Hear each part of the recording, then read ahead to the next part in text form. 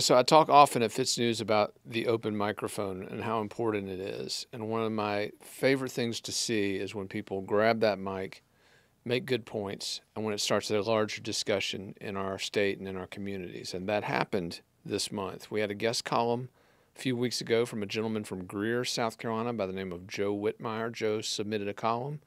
Basic point was that we needed to strengthen penalties for those who steal firearms and then use them in violent crimes. Very good point. A lot of the violence that is attributed to firearms is in fact the work of people who are stealing those firearms, criminals. So do we have a gun problem or do we have a crime problem, particularly stolen guns? Anyway, Whitmire's column got a conversation going.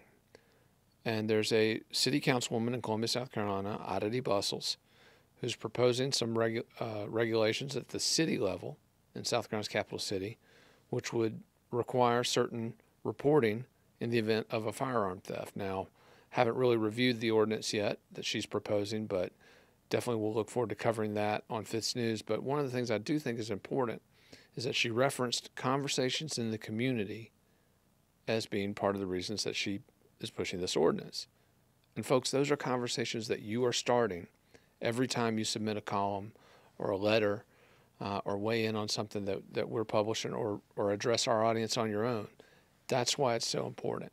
And I'll tell you why this issue is important. If you look at national data from the Federal Bureau of Investigation's crime reporting, Columbia, South Carolina ranks third nationally in terms of firearm thefts from vehicles per capita. Right behind it, North Charleston, South Carolina. Number 4 nationally in terms of firearm thefts per capita from vehicles.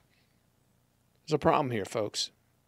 There's a serious problem here, and it is materially damaging public safety in those cities and, frankly, across the state. Is one column going to fix it? Is one city ordinance going to fix it? Probably not.